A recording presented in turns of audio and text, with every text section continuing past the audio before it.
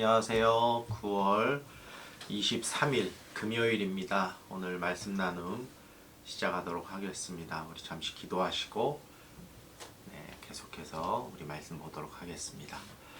감사하신 하나님 아버지, 오늘도 저희들 주님의 말씀 앞으로 인도하여 주시고 또 주님의 말씀을 봄으로써 나눔으로써 하루를 시작할 수 있도록 허락하여 주심을 또한 감사드립니다.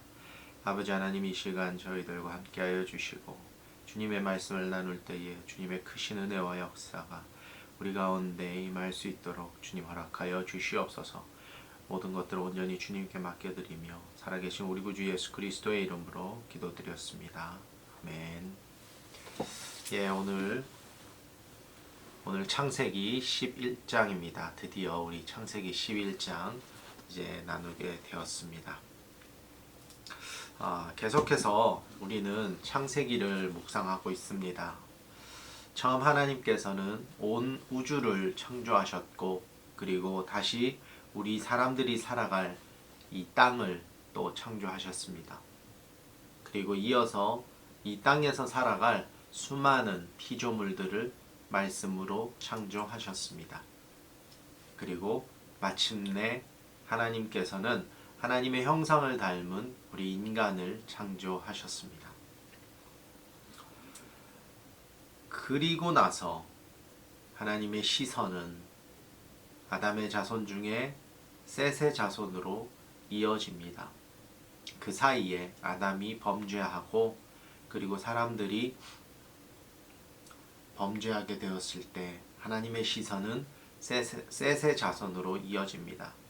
셋의 자손 중에서도 특별히 노아를 주목해 보셨고, 홍수 심판 이후에 노아의 가족들을 구원하심으로 또 계속해서 사람들이 이 땅에 살아갈 수 있도록 허락하셨습니다. 그리고 노아의 자손 중에 셈의 자손으로 하나님의 시선이 맞춰지는 것을 우리는 보게 됩니다. 셈의 아들은 모두 5명으로 나옵니다.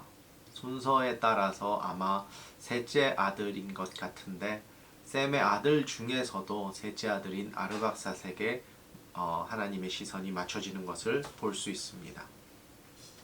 그리고 오늘 11장 10절을 보시면 11장 10절에 셈의 족보는 이러하니라. 셈은 100세 곧 홍수 이후 2년에 아르박삿을 낳았고 라고 기록되어 있습니다.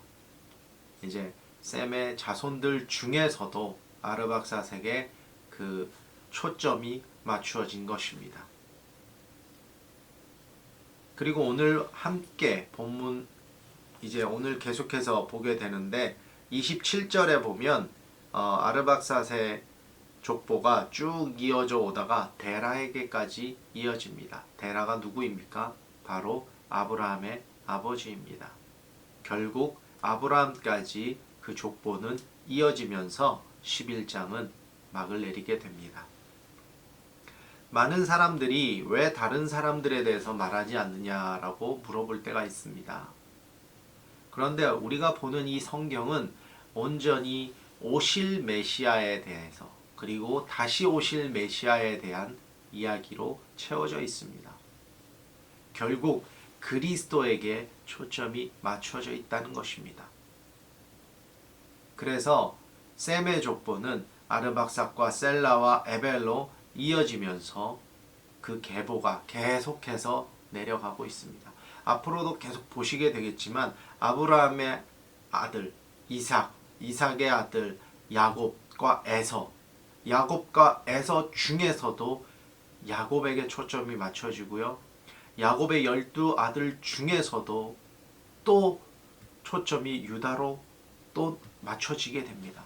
그렇게 많은 자식들이 있지만 그 중에 예수님의 계보를 따라서 쭉 이어지는 성경의 스토리가 이어지는 것을 우리는 앞으로 계속 보게 될 것입니다. 자, 11장 1절은 이렇게 시작을 합니다.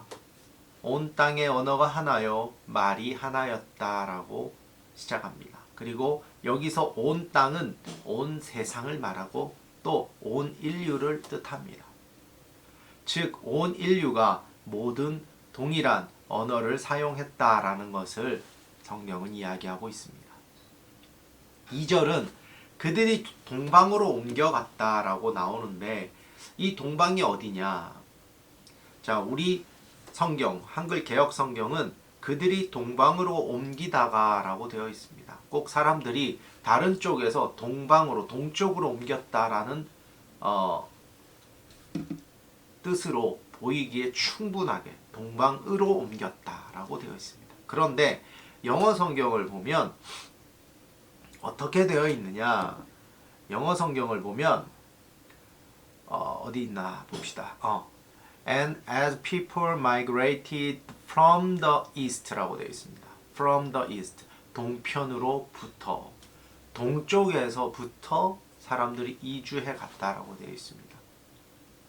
해석이, 번역이 약간 차이가 있음을 우리는 보게 됩니다. 그래서 제가 킹제임스 흠정역을 또 잠깐 이렇게 보게 되었는데, 킹제임스 흠정역은 동쪽에서 떠나로 번역이 되어 있더라고요. 이런 면에서 킹제임스 흠정역이 좀 더 번역상 조금 더 잘 되어 있지 않나. 왜 그러느냐?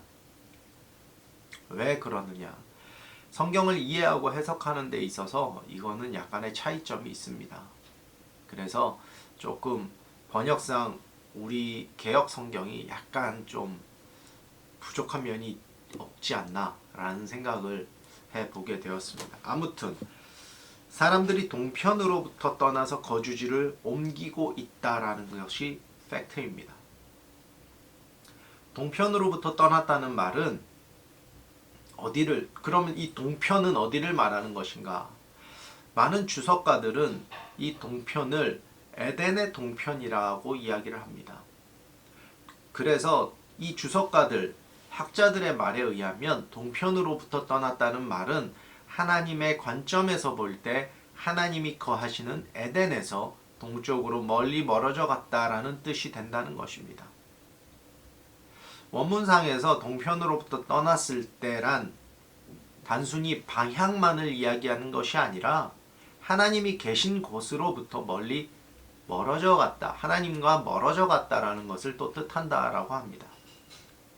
이것은 공간적인 거리만이 아니라 관계적으로도 멀어져 갔다는 것을 의미하기에 매우 중요한 포인트라 할 수 있습니다. 우리 역시도 마찬가지입니다. 제가 한국에 와서 보니까 교회가 정말 많이 있어요. 17년 전에 제가 한국을 떠나기 전만 해도 이 정도는 아니었는데 너무 많더라고요. 어떤 곳에는 한 빌딩 안에 2개의 교회가 있는 것도 봤고요. 또 교파별로 이렇게 있는 것도 봤어요. 정말 한 건물 건너 한 건물 다닥다닥 붙어 있는 교회들도 봤고요. 정말 많이 봤습니다. 교회가 많은 것이 중요한 것이 아니라 우리의 마음이 어디에 있느냐가 더 중요하지 않을까, 그런 생각을 해봤습니다.